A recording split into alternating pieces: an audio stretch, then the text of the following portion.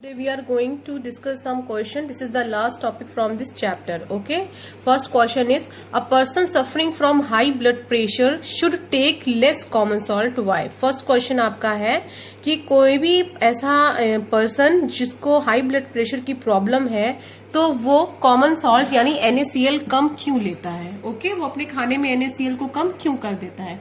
तो बेटा ऐसा इसलिए होता है कि जब आप NaCl को लेते हुए टेक करते हो तो वो अपने आयन में क्या हो जाता है, ब्रेक कर जाता है. ठीक है, अपने आयन में ब्रेक कर जाता है तो जो NaCl और Na पॉजिटिव और Cl नेगेटिव में ब्रेक कर जाता है तो हमारे ब्लड में सोल्यूट की कॉन्सेंट्रेशन क्या हो जाती है, इंक्रीज कर जाती है. और जब सोल्यूट की कॉन्सेंट्रेशन इंक्रीज कर जाती है तो हमारा जो नॉर्मल ब्लड प्रेशर होता है या ऑस्मोटिक प्रेशर हमारे ब्लड का जो नॉर्मल होता है वो भी क्या हो जाता है, हमें इंक्रीज करना पड़ जाता है ऑस्मोसिस की प्रोसेस को रोकने के लिए. और जब हम अपना ऑस्मोटिक प्रेशर इंक्रीज कर जाते हैं तो ऑटोमेटिक ब्लड प्रेशर क्या हो जाता है, इंक्रीज हो जाता है. Okay, our next question is what is antifreeze. Okay, antifreeze is a substance which is added to solvent to lower its freezing point. Antifreeze ऐसे सब्सटेंस होते हैं जिनको हम सॉल्वेंट में ऐड करते हैं फ्रीजिंग पॉइंट को लोअर करने के लिए यानी डिक्रीज करने के लिए. Okay, it is used in car radiator to lower the freezing point of water. इसका मेनली हम यूज करते हैं कार रेडिएटर में क्योंकि वहां पर ये वाटर के फ्रीजिंग पॉइंट को लोअर कर देता है. और जो सबसे कॉमन हम एंटीफ्रीज यूज करते हैं वो होता है हमारा ethylene glycol. Okay, our next question is state the main advantage of molality over molarity as the unit concentration. ठीक है, तो फर्स्ट ऑफ ऑल एक कॉमन सी चीज आप जान लीजिए, जो मोलालिटी होता है वो टेम्परेचर पर डिपेंड नहीं करता है. ओके, बट मोलारिटी टेम्परेचर पर डिपेंड करता है. तो सबसे पहले हम इसके फॉर्मूले पे आते हैं. Moles of solutes is divided by mass of solvent in kg. And next हमारा मोलारिटी. मोलारिटी हमारा क्या होता है, moles of solute is divided by volume of solution in litre. Okay, तो अगर हम मास का केस लेते हैं तो मास के फॉर्मूला मोलालिटी का केस लेते हैं तो मोलालिटी हमारा किस पे डिपेंड करता है, केजी पे यानी कि मास पर. लेकिन मोलारिटी हमारा मास पर डिपेंड नहीं करता. तो अब आप कॉन्सेप्ट पर आइए. मोलालिटी एक चीज और है जिस पे नहीं डिपेंड करता, वो क्या है, टेम्परेचर. ठीक है, मोलारिटी हमारे टेम्परेचर के ऊपर डिपेंड करता है.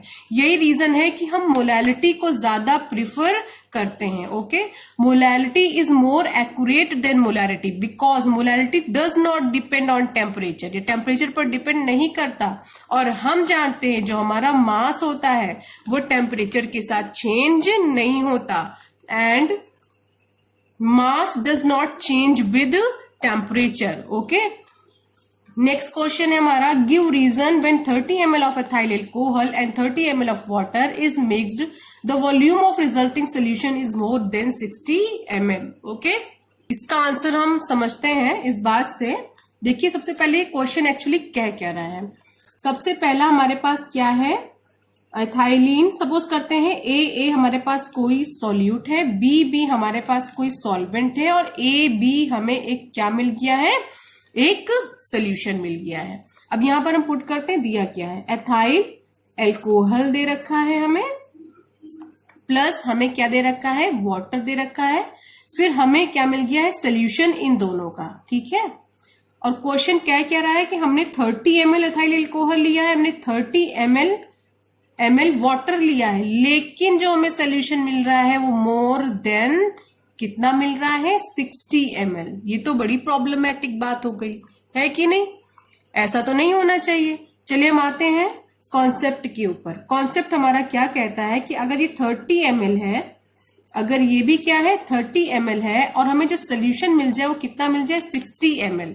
तो ये जो कंडीशन आप देख रहे हैं ये कंडीशन किसकी बन जाएगी, आइडियल की बन जाएगी. ओके, और ये तो हम जानते हैं कि कोई भी सोल्यूशन आइडियल होता नहीं है बट नियरली आइडियल होता है, ठीक है। तो इट मीन्स ये आइडियल तो कंडीशन बनी नहीं, वो तो हमें पहले ही समझ में आ गया। तो ये कंडीशन एक्चुअली बनी कौन सी है, ठीक है, वो देखते हैं। तो सबसे पहले राउल्ट की पॉजिटिव डेविएशन में एक चीज आपको मैंने बताई थी कि जो हमारा सोल्यूट और सोल्यूट के बीच में लगने वाला इंट्रैक्शन होता है, सॉल्वेंट और सॉल्वेंट के बीच में लगने वाला इंट्रैक्शन होता है, वो जब ज्यादा हो जाए सॉल्यूट में सॉल्यूट और सॉल्वेंट के बीच में लगने वाले इंट्रैक्शन का, इट मीन और सिंपल वे में आते हैं कि हमारा जो सॉल्यूट और सॉल्वेंट के बीच में लगने वाला इंट्रैक्शन है वो वीक हो जाए as compared to solute solute और सॉल्वेंट, ओके। और वीक कर देती हूं, ए और बी के बीच में लगने वाला जो है फोर्स ऑफ अट्रैक्शन वो वीक है, और किसकी कंपेयर में, सॉल्यूट और सॉल्वेंट के बीच में। इसका मतलब सॉल्यूट और सॉल्वेंट के बीच में लगने वाला फोर्स ऑफ अट्रैक्शन ज्यादा है एज कंपेयर टू सॉल्यूट और सॉल्वेंट, ओके। अब इसका मतलब क्या है, देखिए इससे एक्चुअली होगा क्या, जैसे हमारा ये सॉल्यूट के दो पार्टिकल हैं, तो सॉल्यूट के ये दोनों पार्टिकल्स के बीच में जब स्ट्रॉन्ग फोर्स ऑफ अट्रैक्शन लगेगा तो ये पार्टिकल्स क्या होंगे, पास पास होंगे।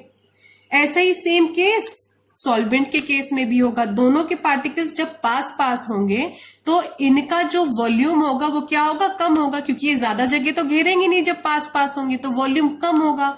अब हम आते हैं इस केस में, इस केस में होता क्या है, ए और बी के बीच में लगने वाला फोर्स ऑफ अट्रैक्शन कम है as compared to A and B.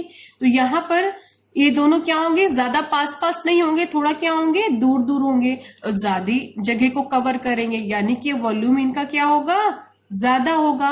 और राउल्ट का केस आप देखें पॉजिटिव डेविएशन का, तो पॉजिटिव डेविएशन का केस यही कहता है, जो मैंने आपको बनाया था ग्राफ, वो ग्राफ देखिए, पॉजिटिव डेविएशन का केस यही तो आपसे कह रहा था कि हमारी एक्सपेक्टेड वैल्यू क्या हो, सपोज करो इतनी है, अगर इससे बढ़कर वैल्यू हमें मिल रही है तो डेविएशन कैसा होना था, पॉजिटिव।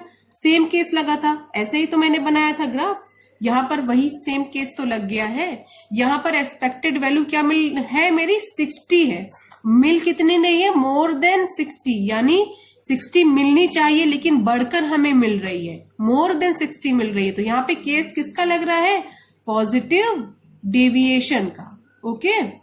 इतना क्लियर हो गया, जब वैल्यू हमें ज्यादा बढ़कर मिलती है तो पॉजिटिव डेविएशन, अगर कम होकर मिलेगी तो नेगेटिव डेविएशन, ओके।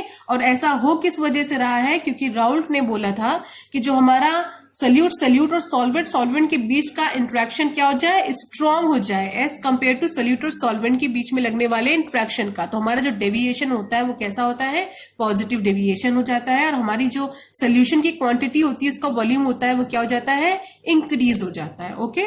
चलिए हम आते हैं अपने आंसर की तरफ। The alcohol and the water does not form an ideal mixture, so the intermolecular force between them are weak. हमारा जो अल्कोहल और वाटर है, जब हमने इनका एक सोल्यूशन बनाया तो वो आइडियल हमारा सोल्यूशन नहीं बना, लेकिन अल्कोहल और जो वाटर के बीच में इंटरमोलिकुलर फोर्स सोल्यूशन के अंदर लगा, वो क्या हो गया, वीक हो गया। वीक होने की वजह से इनके मॉलिक्यूल्स क्या हो गए, दूर दूर हो गए, hence the volume of the mixture becomes more, जिसकी वजह से वॉल्यूम मिक्सचर का क्या हो गया, 60 ml से ज्यादा हो गया। और इसने क्या शो कर दिया कि जो डेविएशन है वो हमारा डेविएशन कैसा हुआ है, पॉजिटिव डेविएशन हुआ है, okay. 10 ml of liquid A was mixed with 10 ml of liquid B. The volume of the resulting solution was found to be 19.9 ml. What do you conclude? Okay, question mark. चलिए यहां पर बोल रहे हैं हमारे पास कोई लिक्विड A है, दूसरा हमारे पास B है, और जो A B हमें एक सोल्यूशन इन दोनों को मिक्स करने के बाद मिल गया है। A हमने लिया है 10 ml, B हमने लिया है 10 ml, लेकिन जो हमें सोल्यूशन मिला है वो कितना मिला है, 19.9 ml। ये आपको समझ में आ गया होगा क्योंकि आपने पॉजिटिव डेविएशन प्रीवियस क्वेश्चन में कर लिया है, और ये केस अब किसका बन रहा है, नेगेटिव डेविएशन का। नेगेटिव डेविएशन में राउल्ट ने एक्चुअली क्या कहा था, जो हमारा सोल्यूशन का पार्टिकल होगा, इनके बीच में जो लगने वाला फोर्स ऑफ अट्रैक्शन है क्या होगा, इस बार स्ट्रांग होगा as compared to A and B. ठीक है, तो जो हमें मिक्सचर जब स्ट्रांग होगा तो इन दोनों के बीच का जो गैप होगा, यानी जो इन दोनों के बीच का बॉन्ड होगा वो कम होगा फोर्स ऑफ अट्रैक्शन की वजह से।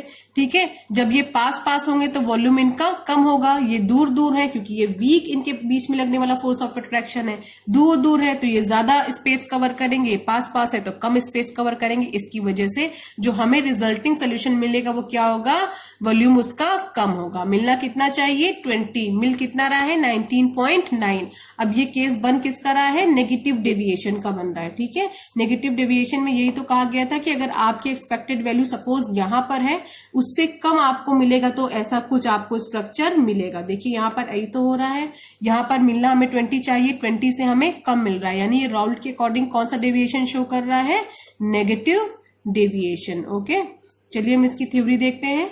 It mean solution show negative deviation from Raoult law due to increase in force of attraction. ठीक है, किसके बीच का फोर्स ऑफ अट्रैक्शन, ए और बी यानी सोल्यूट और सॉल्वेंट के बीच का फोर्स ऑफ अट्रैक्शन बढ़ रहा है, जिसकी वजह से वॉल्यूम क्या हो रहा है, कम हो रहा है। ओके, किसका कम हो रहा है, सोल्यूशन का कम हो रहा है। ठीक है, our next question is what role does the molecular interaction play in solution of alcohol and water. सबसे पहले आप जान लीजिए कि अल्कोहल और वाटर दोनों ही हमारे पोलर कंपाउंड हैं। अल्कोहल का फॉर्मूला होता है C2H5OH और वाटर हमारा क्या होता है OH यानी H2O। तो देखिए यहां पर मैं इसे हटा दे रही हूं प्लस का साइन, तो आप देखिए ऑक्सीजन और हाइड्रोजन के बीच में क्या बन रहा है, ये हाइड्रोजन बॉन्ड बन रहा है। हाइड्रोजन बॉन्ड बनने की वजह से ही अल्कोहल और वाटर हर किसी भी प्रोपोर्शन में आप इसे ऐड कर दीजिए, ये दोनों क्या हो जाते हैं, एक दूसरे में मिक्स हो जाते हैं।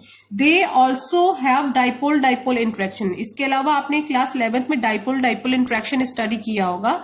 इन दोनों में डाइपोल डाइपोल इंट्रैक्शन होता है, जिसकी वजह से the force of attraction between alcohol and molecules water molecules के बीच में प्रेजेंट होता है। ओके, अब next question is why do gases always tend to be less soluble in liquid as the temperature is raised.